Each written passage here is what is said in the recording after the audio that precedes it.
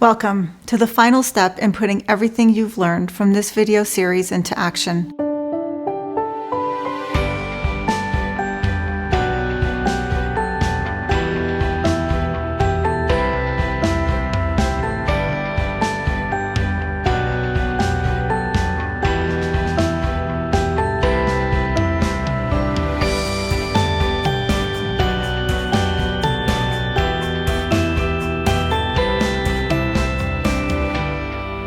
Throughout this series, you've gained the knowledge needed to create and sustain meaningful interfaith dialogues. In Video 8, we guided you through the key aspects of what an interfaith dialogue looks like. Now, it's time to take those skills and expand your reach. Having practiced interfaith dialogue on a smaller scale, you're ready to move forward and create an interfaith dialogue that reaches a wider audience. It's time to think bigger and include a more diverse range of faith groups in your conversations. Here's how you can start. How do you see a larger interfaith dialogue taking shape? What topics do you want to address? What does the community want or need? The goal is to ensure that this conversation resonates with a broader group. Who do you want to engage in this dialogue? Think about the community, faith leaders, and other individuals who would benefit from this experience. What do you want your audience to gain from this dialogue? What are the key messages or insights you hope to share? What questions will drive the discussion? Will you have a panel discussion? If so, who will you invite as panelists? You may want to include a mix of individuals from diverse faith backgrounds, key stakeholders, and community leaders. Will you invite special guests or keynote speakers to enrich the conversation? Location plays a crucial role in planning an interfaith dialogue. Choosing a neutral setting fosters a more welcoming and relaxed atmosphere, helping participants feel safe and building trust in the experience. Let's take a look at how Pikes Habitat for Humanity put this into action through our own interfaith dialogue efforts. Over the past 4 years, our Interfaith Build for Unity program, in partnership with the Pikes Peak Interfaith Coalition, has hosted several powerful interfaith dialogues during the annual United Nations World Interfaith Harmony Week. For our most recent dialogue, we focused on the Interfaith Build for Unity program and the volunteers who helped to make it a success. The title of our event was United We Build, Together Building Homes, Building Lives. Our event's purpose was to shine a light on the IBU program and celebrate the diverse faith volunteers who contributed to its success. We chose the event space at a local university due to its central location and neutral atmosphere. It offered an accessible and welcoming setting where participants could feel secure and engage in the dialogue with a sense of trust and openness. We started with a warm welcome and an inclusive opening prayer from a representative of one of the faith groups involved. This sets the tone for unity and shared purpose. We provided an overview of Pikes Peak Habitat and the Interfaith Build for Unity program, highlighting the successes we've achieved over the years. Our panel included key volunteers who've been integral in the Interfaith Build for Unity program, such as the Interfaith Build for Unity Subcommittee Chair, also the former president of a local Jewish temple, a Pikes Peak Habitat homeowner, and a staff member, specifically a construction supervisor who works closely with the Interfaith Build for Unity volunteers. Our panelists shared insights from their personal experiences with the Interfaith Build for Unity program, affordable home ownership, and the Habitat mission. We facilitated small group discussions, intentionally seating guests with people they did not know to encourage cross-faith dialogue. Table facilitators received mandatory training to ensure the conversations were productive and respectful. Prepared questions guided the discussion, and we set clear rules of engagement for participants.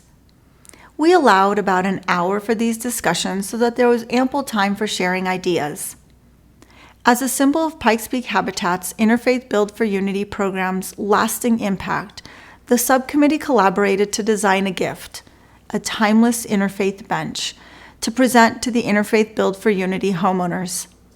This gift represents the enduring spirit of the Interfaith Build for Unity and the connection formed between different faiths in the process. The bench was assembled on stage by representatives from each faith group involved in its design. Guests were invited to write personal messages for the future homeowner on the bench boards. This marked the conclusion of our event. An authentic Mediterranean appetizer buffet added flavor and charm to a relaxed, enjoyable afternoon for all. By following these steps, you too can create a powerful, impactful interfaith dialogue that connects communities, fosters understanding, and sparks meaningful change. Good luck, and we can't wait to see how you put these ideas into action.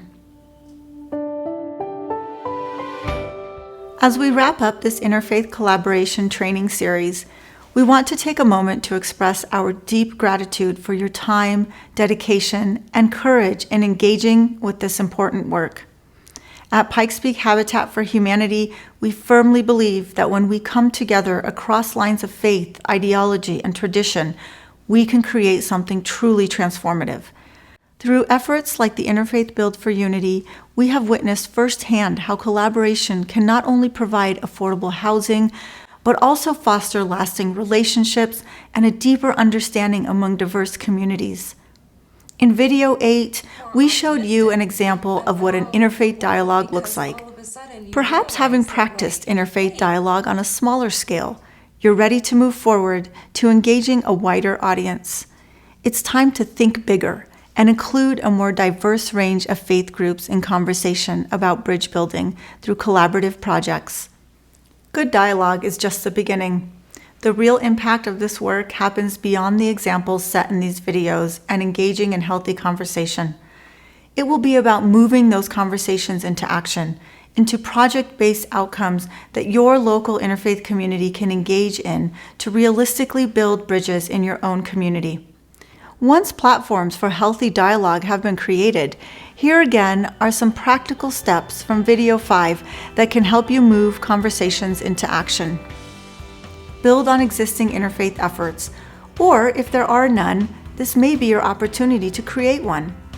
Identify and address any negative preconceived notions or hindrances to practically working together. Develop a core team of people to carry the vision and implement strategies. Find ways to sustain those crucial interfaith relationships with regular events that could include food and fun. Identify physical needs in the community so that your group can realistically brainstorm for a doable project. Create the teamwork-based strategies to implement the plan and carry it through to completion. Throughout this video series, we've explored the foundations of interfaith collaboration, learning how to initiate outreach, build relationships across faith traditions, navigate challenges, and sustain momentum for future projects. We've heard inspiring voices from our community and seen how faith in all its diversity can be a powerful, unifying force when put into action. We would love to hear about your interfaith collaboration experiences. What challenges have you faced? What successes have you celebrated? Your stories and insights not only inspire us, but also help strengthen the collective movement of interfaith engagement worldwide. Please stay connected with us. Reach out, share your journey, and let us know how we can support you. More information on Pikes Peak Habitat for Humanity and our interfaith work can be found on our website at pikespeakhabitat.org. Thank you for your commitment to bridge building and for considering teaming up in your community for hope, unity, and a better future for all. We look forward to hearing about your interfaith collaboration efforts, and we can't wait to see the bridges you continue to build.